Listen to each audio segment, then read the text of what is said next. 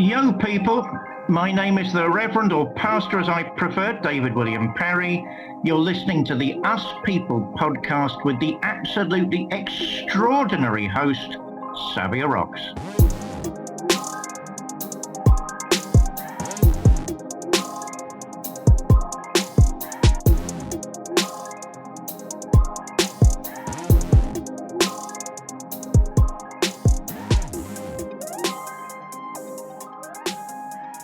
Hey guys, and welcome to another episode of the Us People podcast. I'm your host, Savvy Rocks, and today I'm humbled to have Pastor David, who's here with me today. Thank you so much for coming on the Us People podcast, David. How are you?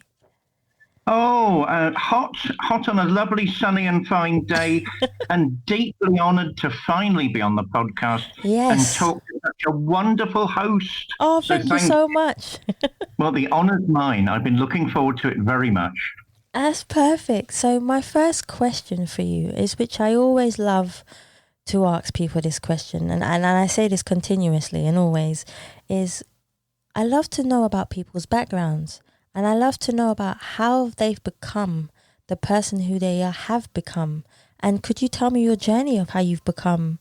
You've done so many things. You're a speaker, an author, an LGBTQ plus activist. You do so many things.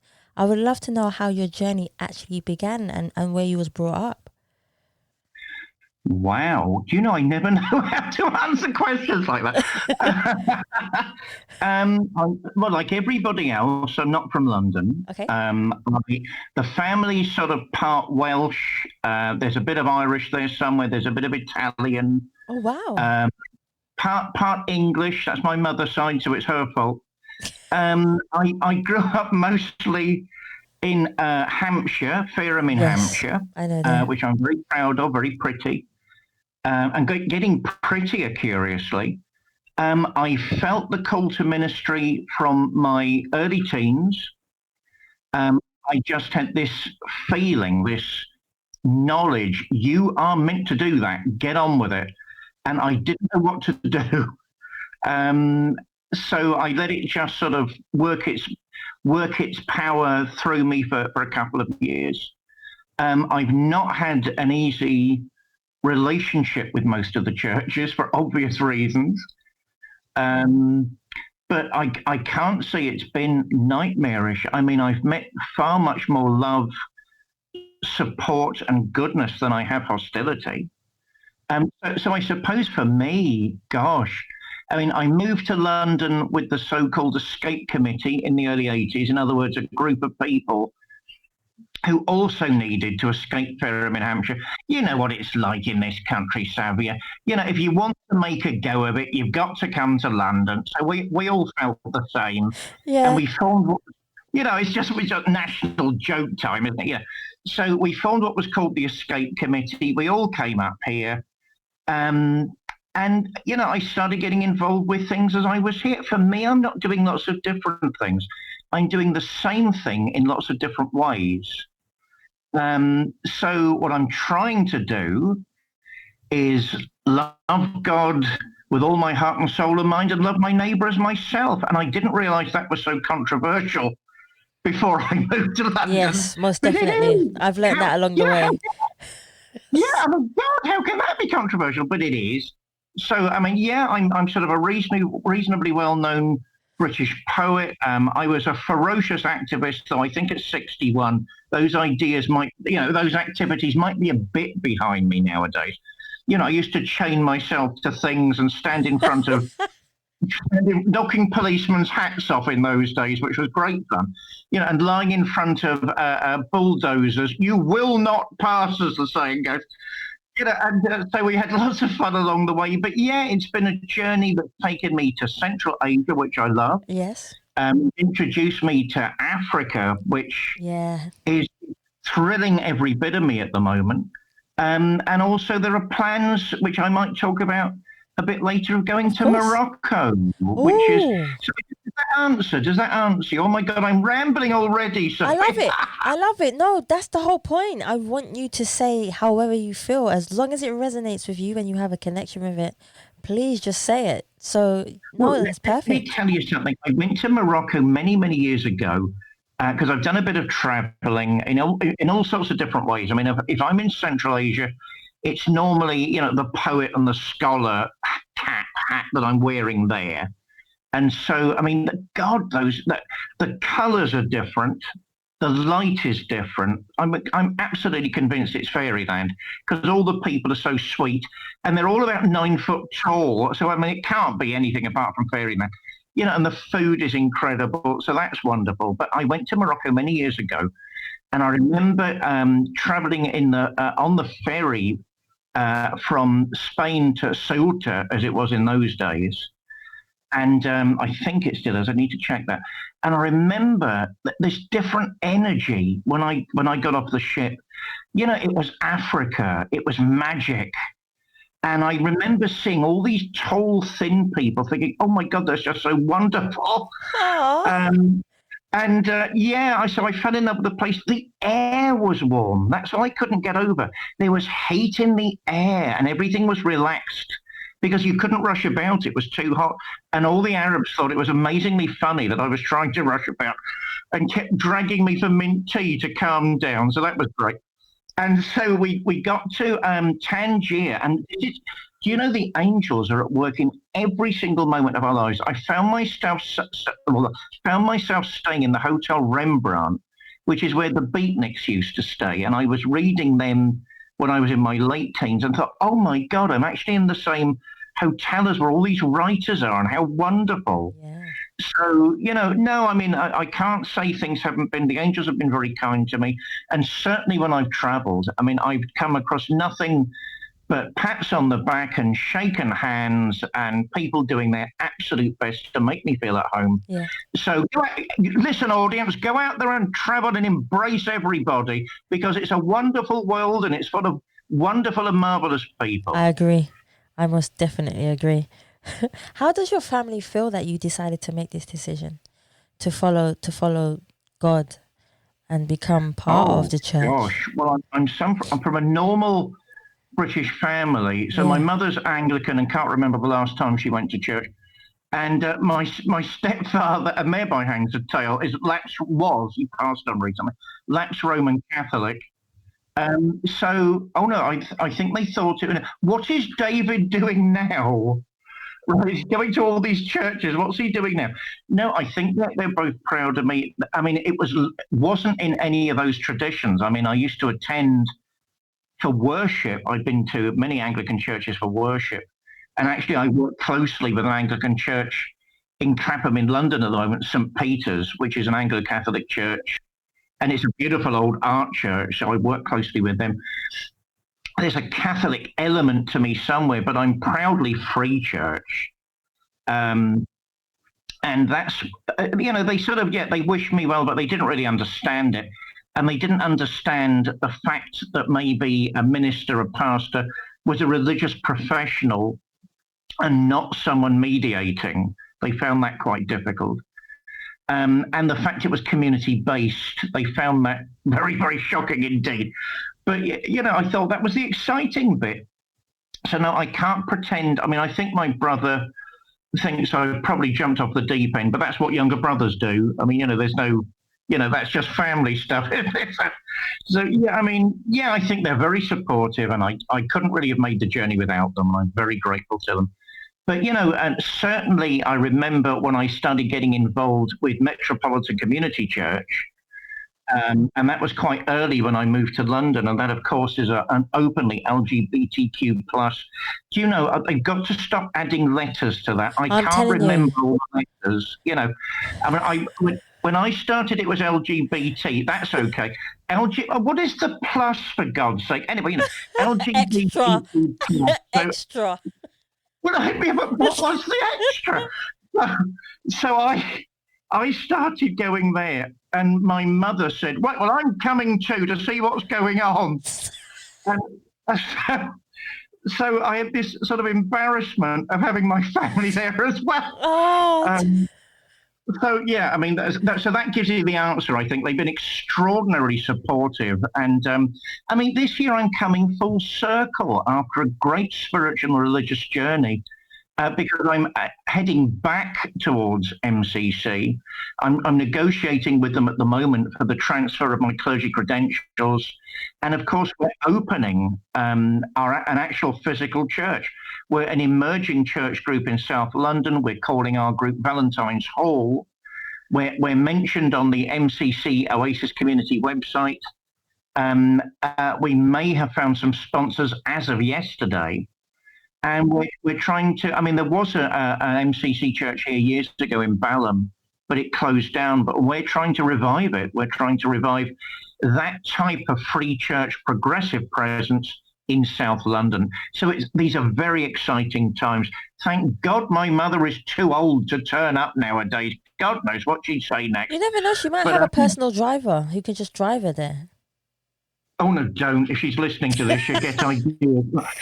If there are any personal drivers out there, say no to my mother in advance, please. Oh, dear. So could you tell me a little bit about the journey with the LGBT community and you being part of that? Because that is definitely something I wanted to talk about. See, I forgot to say the plus at the end. And I know someone's going to tell me off if I do. So I'll say it correctly. The LGBTQ plus community.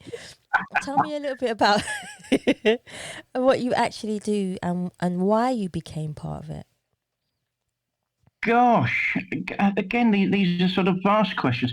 I mean, I suppose being a gay man and refusing to lead a double life, that is not what God wants. That is not what God wants. We're all you to be honest with yourself. Yeah, we're all children of God, and we've all got to embrace the differences, and we've all got to hug each other and look after each other. And that's been a belief of mine forever. But certainly, oh gosh, I mean, MCC really is only a church with a ministry to LGBTQ people. It wouldn't say it's a gay church. I mean, there's no such thing as hopefully a gay church, a straight church. There is the church. Right? And then we can all argue about the rights and wrongs about that till we're blue in the face. And that's church too. That's good and that's healthy. So I was trying to find a way whereby I could be true to myself and my calling. I got very unhappy because you've got to remember, this is the early 80s. I mean, a lot has happened since that time.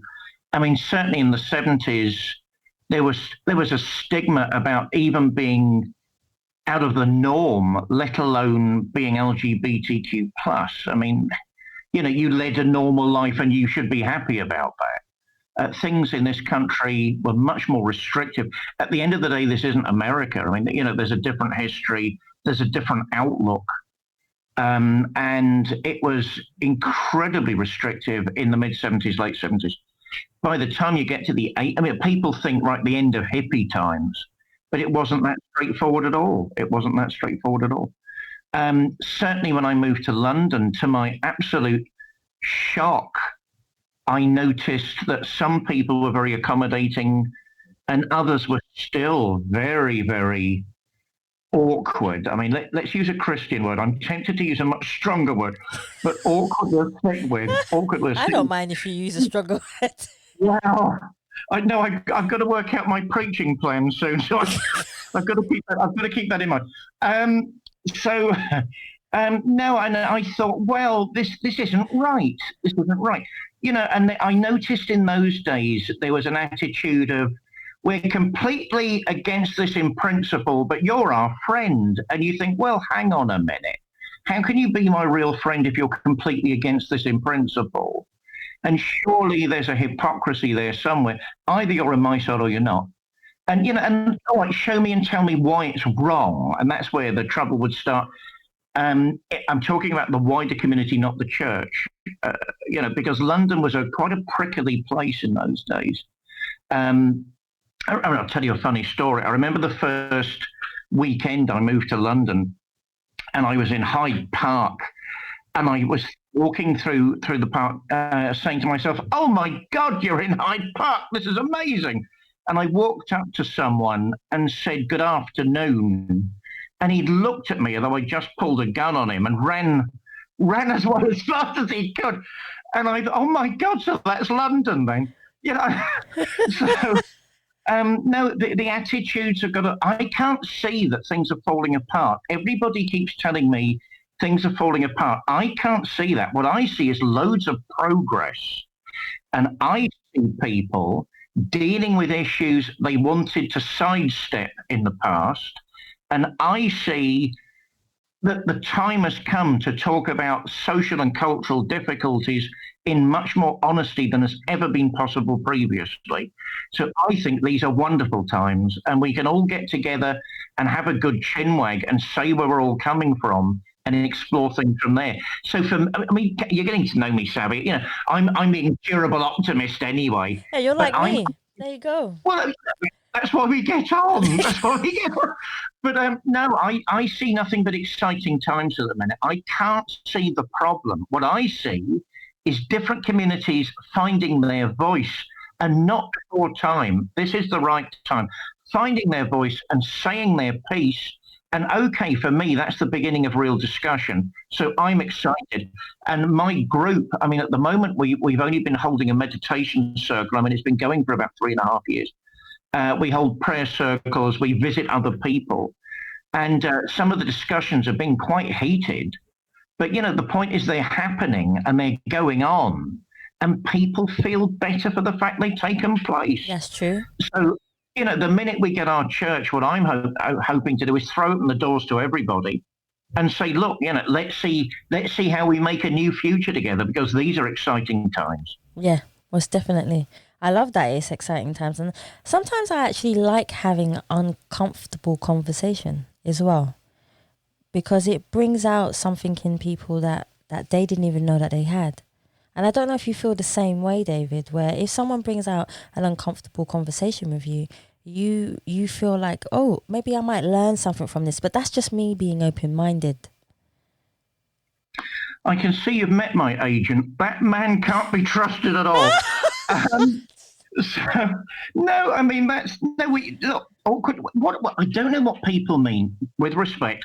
What is an awkward conversation? They're frank. They're honest. Yeah, but that's what I mean. Yeah. So for me, I don't mind frank or that's why I said I don't mind frank or uncomfortable conversations because I think it brings truth.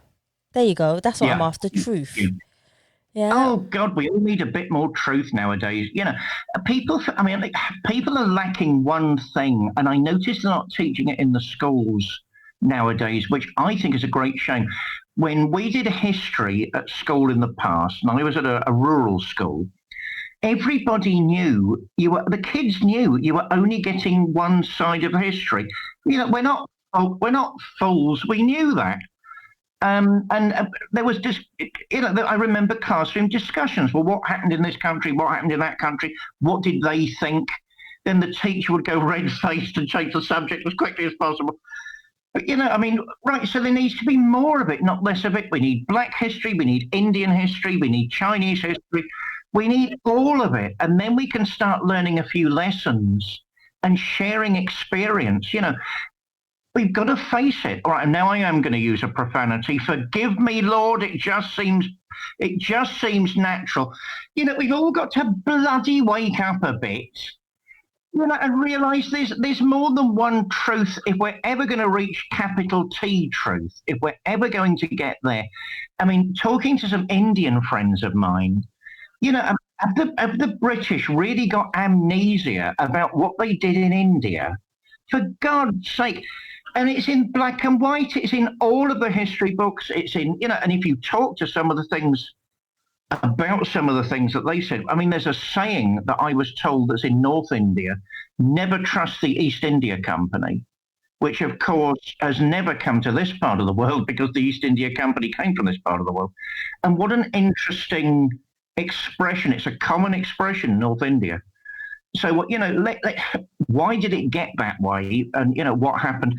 Our ancestors, and God bless all of them, because none of us would be here without them, simply weren't as enlightened. They simply weren't as educated. And that's no fault of theirs. It was a different time frame. It was a different period. We've learned a lot. We've progressed through the centuries.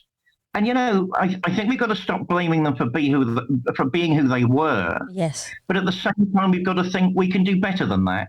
Yeah, and therefore it leads me full circle. I think these are blinding times. The light is everywhere, and it's an exciting time to be alive and share your truth. that is true. How do you feel about the word discrimination, David? What does it mean to you, and how do you feel that we can change it as a community and a nation so that that word doesn't feel so, bad towards someone else or someone going through it? How can we change that word discrimination?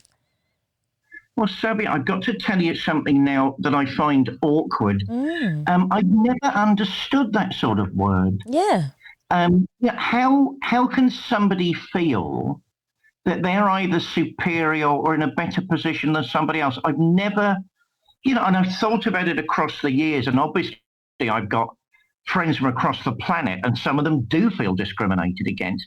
And I ask them about their case histories, I ask them about their experiences, and some of the things I've heard across the years have been horrific. But I can't, not them I don't understand. It's the people doing the discriminating I don't understand. Discrimination as a simple point of psychology, I'm trying to work out what's a better option from a lesser option. Okay, there we are. But how does that suddenly lead to ethnic tension, racism, exploitation economically? I've never understood that. it could come down to ignorance as well. And I don't mean ignorance in the way that everybody takes it, because Yeah. when you say, oh, you're being ignorant to someone, a lot of Yeah. people, I don't know if you agree, David, they think that you're just saying how they get really offensive with that word. But I just mean it in a way of ignorance in the lack of knowledge towards a subject. Yeah. And I think a lot of people are like that. Yeah, people have I think there's a very British thing that they're afraid to learn. They're afraid to learn things. And it comes from school days. Let's face it, most of us didn't go to public school where they're just dripping with advantage, and they're throwing all those advantages at their so-called students who have a whale of a time and then go to jobs in the industry, in the city, the high-powered industry people. So most of us don't have that experience. I remember being told about Eton, and I've got, I've got friends who went there, yada, yada, yada. And some of them wanted to get into film. So what they did was invite 3 of the biggest film directors in the world to come and speak to them. And you think, right, that wouldn't have happened in my school. That sort of thing needs to be sorted out. I think people have got to be less afraid of knowledge, because it's not restricted to schools and it's not restricted to institutions. Human beings are creatures that learn. There's something exciting in that. Sharing your history. For instance, getting back to history, why is it so fascinating? Because it's all about people, and there's nothing more interesting than people. So, sharing our experiences, sharing our outlooks. But I don't see how that leads to I'm better than you. I've never really understood that. Right, you may have achieved more things than me in some ways, but that doesn't mean you're better than me. So, for me, it remains a mystery. I agree with you. There seems to be something lacking there. I think ultimately that goes back to a spiritual lacking. I blame the churches. We've become an examining board, which is not the idea of a church. How many points of doctrine do you agree with? Oh, I've got a checklist on me, A, B, C, and D. So you're fighting with views of God all the time. It's either God as a nitpicking Latin master or God as a gym mistress, but it's not God. So do you really understand the 17th century view of the Trinity? No, I don't. Oh my God, you're going to hell then. We've got, churches have to stop doing this nonsense. It's fun, it's fun, but the minute it becomes more than fun, then the church is no longer doing its job. Yes. And the church should be encouraging tolerance and truth and knowledge and love and compassion. And the minute it's not doing that, the minute it's focusing on institutional structure or investments, or it's focusing on one single doctrine compared to another, at the end of the day, who knows? Who knows? All we can do is our best, and then we take the consequences. I'm quite willing to say that if one day I'm stood before God and the angels say to me, you were wrong, then I will say I'm wrong and I bow on my knees and I apologize. But that's spiritually adult. That's religiously adult. It's just I don't happen to think I'm wrong, and I think the scripture's behind me. So why can't that become? And I think tradition is behind me too. Actually, why can't that become a glorious celebration of different points of view, as opposed to something that we all hate each other about and we can't speak about? So discrimination for me is, I think it's a psychological failing as opposed to a flaw. I think ultimately it's a spiritual thing as opposed to a mental thing. It's not someone's lack of intelligence, it's somebody's lack of heart. And really that's why it's the province, it's not the province of the universities, it's the province of the churches to do something about that. And that makes my heart bleed because so few are actually trying to do anything like that. Gosh, what a long answer to that question. Shut up, David, for God's sake. Don't shut up, David. No, keep talking. In your opinion, how does one obtain true peace? Give me all your money and I can promise you'll have true peace. Oh, God, I don't know. I don't know. Yes, I do. Yes, I do. What does the scripture tell us? What does the scripture tell us? Lead a life of love and lead a life of wisdom. It always comes down to that, love and wisdom. I don't think we're the sort of creatures living, because there's also something called original sin. I hate talking about that because I'm never quite sure what it means. I mean, it seems to imply there's a flaw in the human condition. Let's not get superstitious. Was there an actual Adam and an actual Eve in a real garden? I've no idea. And I've heard so many different views about that. They're all competing with each other and they're all fascinating. The common denominator is that there's a great truth there somewhere underneath. There's something wrong. There's a flaw in human nature somewhere along the line. Therefore, I'm not sure we're the sorts of creatures at this stage in our history and our evolution that can ever find complete peace. Or maybe it comes after a life of experience and after a career. Maybe it comes then, people have had their families, people have had their career, and they can relax a bit and not be so competitive and not be so judgmental. Maybe it's that sort of thing. But really, I suppose, so let's put it a different way. How do you achieve nirvana? How do you reach moksha? How do you reach liberation and enlightenment? Well, I notice most of the great teachers of humanity have always said it's here, but it's not quite here. It's really somewhere else. I've got a weird view about religions. So for me, there's only one religion, a revealed religion, and it started as Judaism and it became Christianity and it changed into Islam. Because we're talking about the same line of prophets, we're talking about the same teachers, and we're practically talking about the same teachings. The minute we look at big obstacles like doctrines, then everything falls apart. So let's not look at them. Let's look at the small things that bind us all. And all of a sudden we find incredible similarities and ties between us all. So so the other religious faiths, what are they? Well, Buddhism strikes me as some sort of philosophy. And look how high the human condition can reach. I mean, that man was an incredible human being and he touched enlightenment. I mean, that is extraordinary. So, and if you look at something like Shinto or Hinduism, then you're looking at cultural ways that people try and celebrate their inner life, their symbols, their self-understanding. So it's all exciting and it's all beautiful. But for me, there's actually been something revealed from somewhere else. And I notice in Judaism and Islam, they're always saying something Christians are actually quite bad at. It's a balance between here and there.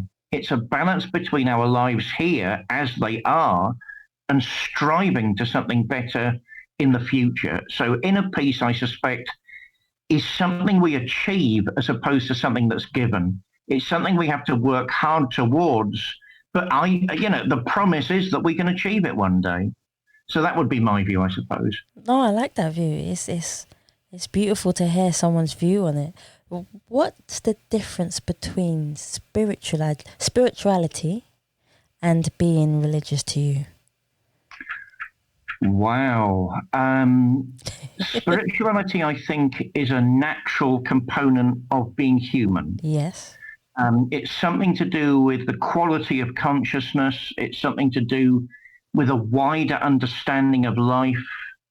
One of the most spiritual men I'm thinking of on TV, of course, is David Attenborough, who has a religious view of nature. I mean, let's face it, and he's defended it on TV as well. And he's a really spiritual guy. I don't think he's religious. For me, religion is when you're working hard with your spirituality to grapple, to struggle with those revealed truths. I mean, what people misunderstand revealed religion, I think. The idea behind that is that certain supernormal, dare I say supernatural, that's a word out of favor at the minute, supernatural, some type of knowledge, let's go down that route, has been given to the world which wasn't naturally in the world. And therefore religion for me is sort of the superstructure of spirituality. It's what you do when you're trying to take that mature step beyond natural spirituality. And I think everybody's spiritual. Some of the most spiritual people I've ever met were actually atheists. Yes. Who struck me as very, very moral and very decent people. But they're obviously not religious. So for me, the extra step is religion because it takes you closer to whatever that other presence in human history actually is. And I think curiously you find it in the great theologists, you find it in the great philosophers. I mean, certainly you find it in the East, you find it in the Upanishads, books like that. Yeah. So for me, it's the step more. It's the step in maturity that's further than spirituality, which is a natural thing that's just part of you as a human being. Tell me a little bit about how did you change your life before you started to follow religion? Oh, every day is an act of learning. We must embrace that. Every day we get new lessons, we get new thoughts, we get new experiences. And I think that's, what do people have to do? They either have to have a positive attitude or a negative attitude. Too many people, oh God, I'm going to get political, I'm not careful. Too many people have a negative attitude to things. And I think it's really understandable, bearing in mind the sort of world we live in at the minute, which is not geared to human betterment and human fulfillment. It's geared to production. And even that's not entirely wrong. I mean, I had a pizza yesterday. I'm very happy to have had a pizza yesterday. I've got a little flat in London. I'm very happy to have a little flat in London. So we can't pretend production isn't an important thing, but it's not everything. It's not everything. So when I realized, I suppose, again, as a teenager, that actually most of the things being thrown at me weren't negative. Even the negative things actually weren't negative. Some of them were, obviously, I'm human. And life is not all a bed of roses, I'm sure we all know. The majority of things were actually either things that were good in disguise. Oh God, was it Alexander Pope when he said, evil is good, misunderstood? Great lines. And when I realized that either it was stretching me as a person, or actually it had done me a great deal of good, even though I didn't like it at the time. Like those awful medicines your parents used to give you if you got a cold. Gosh. Oh, mother, stop it, for God's sake, it's disgusting. I remember my grandmother giving me a tablespoonful of cod liver oil when I was a cub I know, they didn't have capsules in those days. When I was a cub in Hampshire, and it was the worst thing I've ever tasted in my life. Mm-hmm. And she'd say, it's good for you. Drink it, it's good for you. And I ran out the room after one, just in case there was another one on the way. How did I change towards the better? In a way we all can, by realizing life isn't out to get us, and it's not an assault course. It's something, we're beings adapted to live in an environment the environment looks after us. We've got clean air to breathe. We've got firm ground to stand on. We get food. We get liquid. Everything is a gift. The air we breathe is a gift. So the minute we realize life isn't out to get us, and maybe it might be trying to teach us a thing or two, I think that's when, we can all think, oh, right, now I'm strong enough to find my voice. Now my community's strong enough. We're not afraid anymore. Whether that's LGBTQ or BLM or, we are not afraid now, and we're going to say our piece, and therefore it gets better and better. People find their courage, and they change and they better through all of that. So, yeah, realizing that life is ultimately beneficial, that would be my thought on that, because that's what happened to me. Ah, I see. So you're an award-winning author as well, and correct me if I'm wrong, and you've written 3 books as well. Oh God, I hate all this. Yes, I've won loads of awards. Yeah, I've written 3 books, all of which have been well received. I'm just about to finish my 4th. Oh, wow. I've written loads of articles, and there are bits of me scattered all over the place. I've just got a Wikipedia page. I remember you saying, granted. Yeah, and it's out in Spanish soon, or in Farsi, believe it or not. So I'm very, very grateful to the creative presence who's doing all this, and I will buy them a bottle of champagne if I can ever work out who they are. Aww. So, because they've done me a great favor. I believe one in Russian is coming out soon. Because, of course, a lot of my work was actually in that direction. It wasn't towards America. I can't really explain that, because I love the beatniks and I love the American ideal. Whether they live up to that or not, I think is a different issue.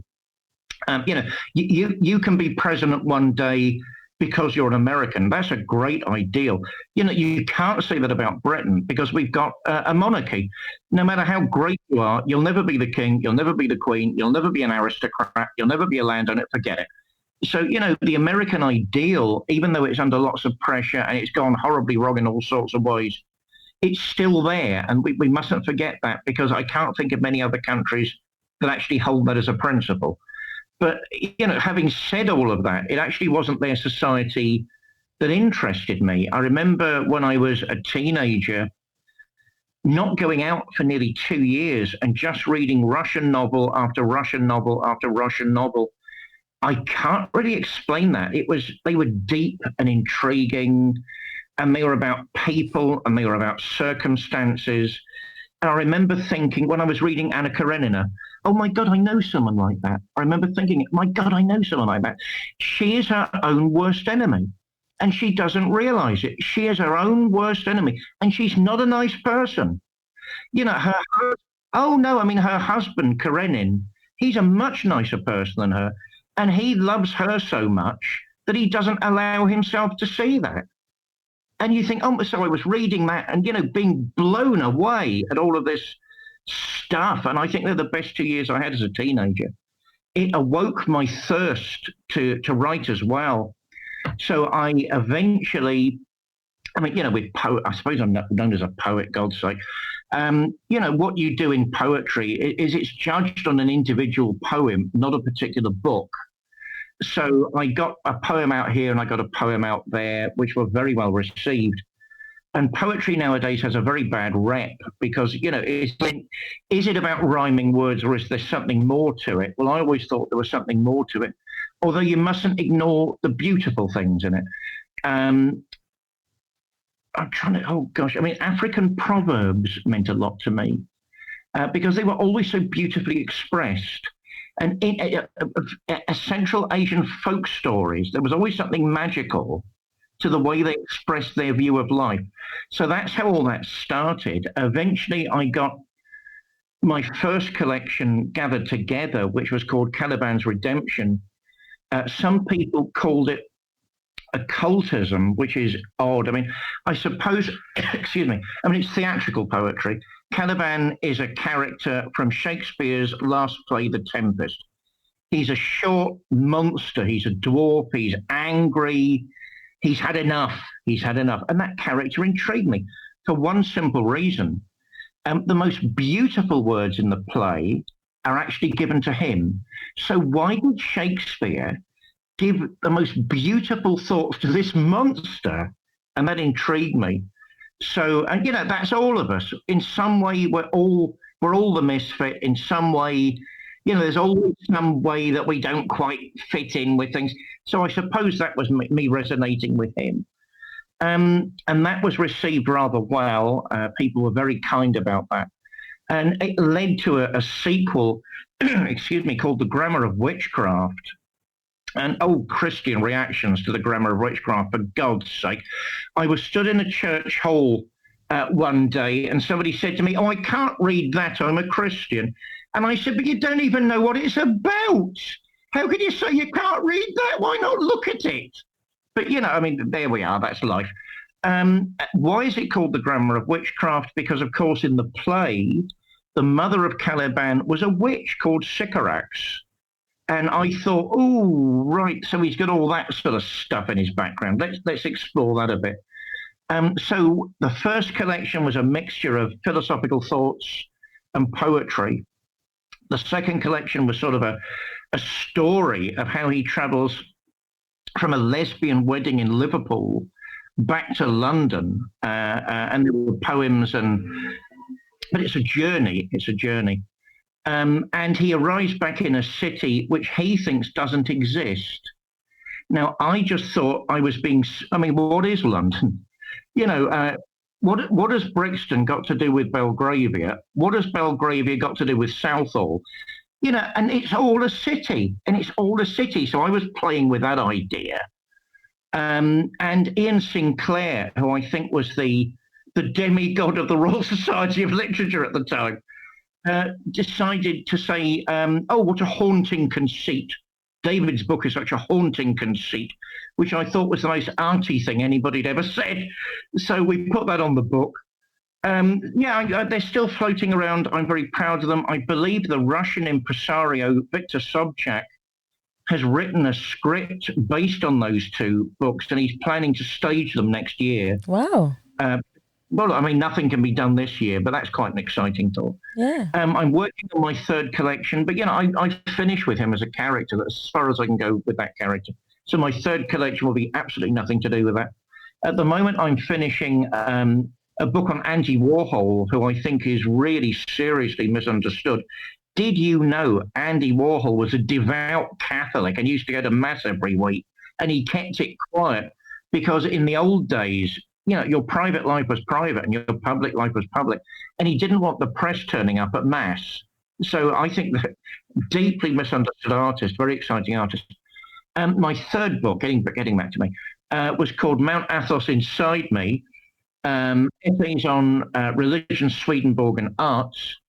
That grew. I wasn't intending to write that book. I got invited to a series of conferences hosted by the World Public Forum, the Dialogue Between Civilizations, very high-powered, where I met some global-level scholars, and the guy that owns nearly every single train in Russia, so that's intimidating.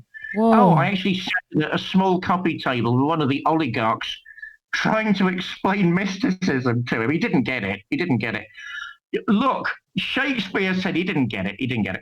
So I decided, basically with the Russians, I'd given a couple of talks, and they said, well, this would make a very good book. Have you thought of doing that? And I said to them, actually, no, I haven't. I've not thought of doing that.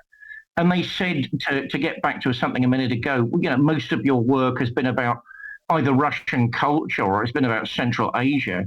And you seem to have a passion for that, which I do.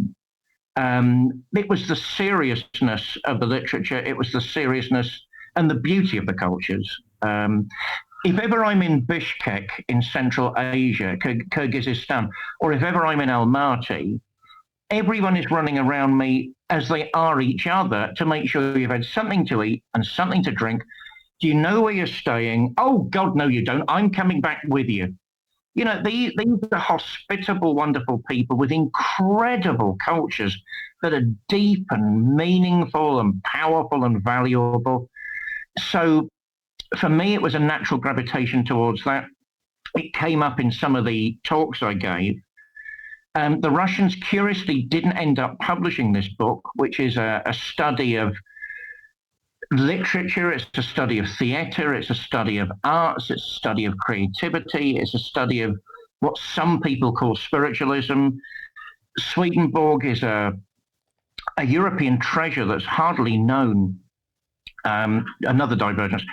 I mean, he was one of the most important scholars in Europe when he was alive, and an encyclopedic knowledge of nearly everything, a great scientist who, to his absolute horror, started having spiritual visions, which he didn't want. I mean, he's very clear that he'd have preferred that not to happen. And so, like a naturalist, he was a great naturalist, he starts documenting it all. You know, I saw this was said to me, I felt that had been enacted in the spirit world. But the unusual thing about him, he's a Western shaman. The unusual thing about him was he documented it all for 30 years. So that's a scientific study. That's not someone in a church hall suddenly having an attack of the vapors and falling on their bum. You know, that's something very, very serious indeed. So I felt that needed to be investigated. That was added on to my work on Mount Athos. I got to meet some of the fathers. I mean, I should explain that that's one of the oldest continuous Christian communities in the world. And it's a collection of monasteries. I mean, technically, it's not an island, it's a peninsula. Orthodox monasteries where they practice deep meditation and prayer, and they try and perfect the way to perfection. You know, we've gone this far as human beings. What can we do to take the next step? And that's what they're trying to do. And I felt, well, that's odd, because they've had this huge influence on European arts and nobody's talking about it. So the Russians were interested in that, but as I say, it didn't work out with them, you know, publishing schedules, and then they had an economic collapse, and they went through a lot. We don't know enough about what Russians have been through. You know, in our part of the world, we're quick to criticize, but they haven't had an easy ride. They're powerful, but they're not invincible. They're a bit afraid of China at the minute, who, of course, is rich and powerful too. So, and they're always telling me, why isn't the West doing more to support us? And I never know how to answer that. So it explored all of that. It eventually came out with an Australian publisher, Manticore Press, with the wonderful Gwendolyn Taunton. If you're listening to this, Gwendolyn, I love you. So it came out years later, and I'm going to look like I'm the most prolific man in Britain, because, of course, that came out last year, and I've nearly finished this other book, which will be out next year. Oh my God, David's so prolific. No, it should have been out 5 years ago. So, of course, in that 5 years, I've written something else. So that's my literary history. I mean, most of the awards I've received have been Russian. And they've been for contributions to not only Russian culture, but Russian arts, Russian theatre, or Russian sphere things. I mean, certainly I've worked with the Azerbaijanis. I staged some of their plays in London. I used to work with Elchin Afendiev, who at that particular time was the Deputy Prime Minister of Azerbaijan, who is a very, very great playwright. We put a couple of his plays on. You know, the audiences were good, but not great, for the simple reason nobody knew who the playwright was. But, you know, you've got to start somewhere. And the others tend to be Central Asian, which is why I had a fight with Wikipedia a couple of years ago, who said something bizarre to me. Why isn't your article in Russian? To which I sent back the snotty reply, because I'm not Russian. Anyway, it turned into a row from there. But as I say, all that sorting itself out. Yes, I hate people being professional writers. I mean, what planet do they come from? The planet writer. You know, I'm a busy pastor who's been blessed with enough time to write sometimes. So that's how I see it. And everyone's got that God-given gift inside them. I don't believe everyone's a writer, but I do believe they're all creative. Maybe you've got a picture in you. Maybe you're a photographer. Maybe you're a painter. Maybe you're a poet. And yeah, my big thing is, why aren't churches encouraging people to think along those lines? What does it say in the Gospel of Matthew? Ye shall be as gods. When was the last time anybody heard that in a church? You know, I'm here. Hello? I'm here. Oh my God! Oh no, gremlins! Did you hear all that? Did you hear all that, Savia?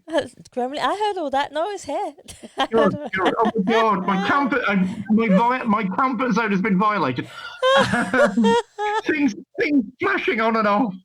So yeah, I mean, we've got to celebrate the positive and the creative in each other. So as I say, I see myself as very, very blessed by being given the time to be able to do those things. I want to write a lot more. I discovered in the last couple of days, people are expecting me to write more fantasy. I haven't written any fantasy, which is why that came as a bit of a shock. But apparently I was speaking about it a couple of years ago, and that's an important genre too. There's nothing wrong in human beings having dreams and having, reveries and being romantic. What on earth is wrong with that? And I was speaking to my other half a little earlier today. I used to read Michael Moorcock a lot, who is an incredibly established and successful author. And I remember there was something called you're a young girl, you won't remember, the miners' strike years back when Britain was plunged into days without power, where the miners were angry. And if I was a miner, I'd have been angry too. So, you had candle power for days on end back in the late 70s, where I started reading his books about, people have it easy now. If they're all out on strike, they're all back in half an hour later. That's wasn't true. The old way. Yeah. When they were on strike, they'd be on strike and you wouldn't see them. It was Thatcher, of course, that destroyed all that. But there's another story. So I started reading Michael Moorcock and all these wonderful tales about elf princes and heroes. The original hero for him was black. Erekasi the Great. And of course, if you think about the history, yes, he would have been. The original hero would have been black. So, and that intrigues me, all of this stuff. So I'm thinking of doing that at the moment. Somebody told me recently my work wasn't that accessible. I don't know if that's true or not. I mean, I'm assuming it's inaccessible if you don't buy a copy and if you don't open the pages. But if you do, you might find it quite interesting. So, yeah, I mean, somebody said, well, maybe you need to do some of that. So I'm thinking of that at the minute. But, yeah, I mean, the author thing, as I say, I'm a busy pastor who has a busy pen when I get 5 minutes, and I rather enjoy that journey. And I hope other people would join me along the route. I think they will. You've got so much energy, and I can see you are an optimist in just how you speak, which I love, by the way, which I love so much. Tell me about the best advice, David, you have ever received.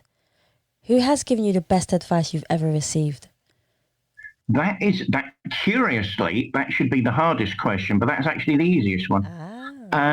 I went to the Findhorn community, yes, a New Age hippie community in 78. Yes, that's how old I am, everybody. Oh, my God. Wow. And it had been on the news. I don't know if you know anything about it, Savia. Strange things were occurring. I mean, what had happened was Peter Caddy had been demobbed from the army. So, of course, that's the generation before mine. And his wife was just about, did they have kids or just about have kids? Can't remember. And there was a mystic lady who they knew. There is nothing new under the sun. Yes, it all did happen in those days too. And they all wanted to move in together and give each other some mutual support. They didn't have a bean. They had absolutely zero resources. They moved into a caravan in Findhorn Bay, which, of course, is a spectacular part of Scotland. If you want to see something beautiful, you don't have to necessarily travel over the planet to Central Asia, which is stunningly beautiful. Go to Scotland, that's stunningly beautiful, but in a different way. So he got a job in a hotel, I think, as the manager. It didn't go that well. They were really worried about food. And it was a weird story. Eileen, I got to know Eileen a little, and Dorothy both felt they were receiving intuitive information. When people start talking about things like channeling, I never know what the correct vocabulary is. They felt they were being guided. Let's put it that way. Higher intelligences, that the angels were guiding them. And they said to Peter, look, we've been told to do this with our little allotment and we'll be looked after. And he was open to esoteric ideas. He was open to spiritual ideas. So he said, all right, let's give it a go. And all of a sudden, nature goes ballistic. Gigantic carrots, enormous potatoes, onions, tomatoes. Nature goes wild and no one can work out what's going on. The local community, because it's nearly sand. There wasn't much soil. It's nearly sand. No one could work out how they were getting these effects. It got to the local press. They went up there to investigate and couldn't make head nor tail of it. It eventually got to the BBC and the Soil Association, who also thought, well, there isn't an explanation. We don't know what they're doing. And someone who became a great friend of mine years later, Sir George Trevelyan, fourth baronet, who became a great friend of mine later, said there isn't an explanation. There's something genuinely weird but wonderful going on here. So I'd read a book called The Magic of Fenton. I'd heard about this on the press because it was circulating at the time, and thought, well, I want to see what's going on too. And the age of giantism had gone. That wasn't happening anymore. But I found a group of people who were truly spiritual in the way we were talking about earlier. They might have had 1,000 different religions. They might have had 1,000 different philosophies, but they were really spiritual people. And what they were trying to do, and you've got to remember the time frame, this is 1978. They were experimenting in living a more healthy lifestyle, working with the environment. Absolutely nobody was talking about that in That's 78. True. Yeah. So that was very exciting. And they had an induction day, this horrible American expression, why can't you just say, introductory tea where you get to meet people? Yeah. Why can't they just say that? So, and there was one gentleman called Jesse Thompson who was dressed in tweeds. He must have been in his mid-60s, early 60s, mid-60s. And I remember thinking to myself, that's got to be one of the few people in this place I won't get on with. 2 days later, he was my best friend. He proved to be the biggest rebel I've ever met in my life. But that's usually the case. But the angels are so good in the gifts that they send. And it was him. It was him. If ever I had a problem, he'd always say things like, I was in the army, Don't be silly. Just get on with it. Just get on with it. And that was the advice. If ever there was a big problem, because he became father confessor to me for a while, he was my best friend for a while, it was always just get on with it. In other words, don't be afraid and deal with the problem. Yes. There's nothing to be afraid of. So that was the best bit of advice I've ever had. And wherever he is now, I promise you, Jesse, I'm trying to live up to it. I'm 62 this year, and I'm trying to do my best. Oh, I love that. I've only got 2 more questions for you, David. But my second to last question for you is, was there ever a time in your life where you felt like you didn't get the support that you wanted, or you have lack of funds because there was a project that you wanted to do but just couldn't do it because you just couldn't find a finance for it? The reason why I'm asking this question is just so you could give advice to people about staying positive and being optimistic and trying to continue in the direction to succeed in whatever you want to succeed in. What advice would you give to people? Poverty is the story of my life. I get a couple of quid, then it goes again. Hey.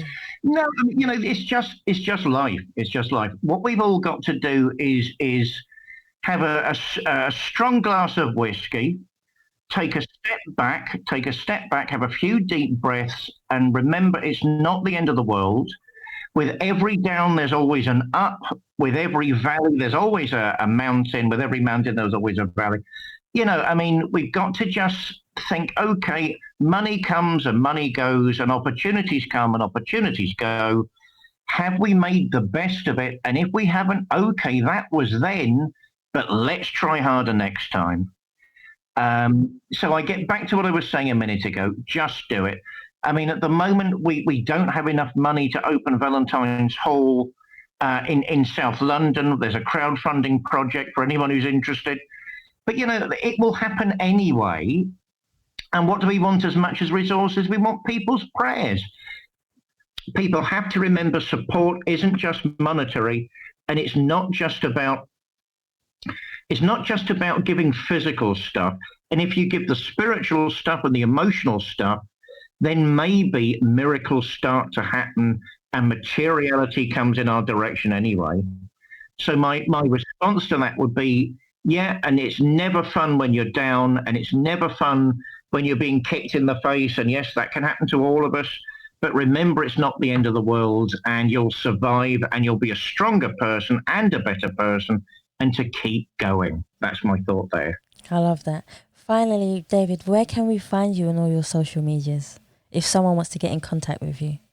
Oh my God, I am everywhere. Oh God, I've got a website, davidwparry.com, where I've got the worst picture I've ever taken in my life at the top. I look like some sort of weird fat frog that's inhaling breath. Oh no, that. It's true. I can embrace the uncomfortable fact that it's true. But I mean, that's my website. I think it's got a message system. Leave a message. Always nice for people to say hi. I'm on Facebook, and yes, it's actually me. I don't get people to do my pages on Facebook. I'm actually on Facebook. I'm on LinkedIn. What else? Oh, Instagram. I'm trying to build up an Instagram presence because I will not be beaten by Anthony Peake. Ha ha ha. So I'm building up a presence there. People can find me. People can find me and drop a message, and I promise I'll respond. Normally by email, because it's simple for me to do loads of emails in one go. Yes. No, will I answer the phone? Probably not, because I'm either in a church meeting or holding a wedding or burying somebody or arguing with my agent who seems to have forgotten he's meant to be my agent or stuff like that. So it's unlikely you'll get a phone call back. Not impossible, but unlikely. But I promise you will get a response. But leave messages and emails. Don't do it any other way. Try the website. That's me. Perfect. David, I want to thank you so much for coming on the Yes People podcast. You've been such an enthusiastic guest, and I'm so happy that you came and you gave us your wisdom and knowledge and blessing, I should say. Thank you so much. Us People podcast is an incredible idea. You are a wonderful host. Oh, thank you. I'm very careful of non-gender terms nowadays. I'd love to say hostess, because I just think that's a wonderful word. Well, that's a wonderful word. No, look, it's been a real pleasure and a total blast. If ever you need a gossipy pastor on your show again, please bear me in mind. I will, definitely. Well, no, this is a great project, and I can only see a glorious future for it. So you really do have my blessings, and my little group will pray for you over the weekend. Thank you so much. And guys, thank you so much for listening to the Yes People podcast. Please remember you can subscribe to Spotify, iTunes, Google Play, and any other platform that you prefer to listen to. Please also follow us on Facebook, Instagram, and Twitter. And you can also donate to the Yes People podcast by simply going on the Savia Rocks website, which is www.savia.rocks. You can also donate by just tapping in paypal.me/Us People podcast. Thank you for listening. Stay happy, stay positive, and as always, please continue to be kind to one another.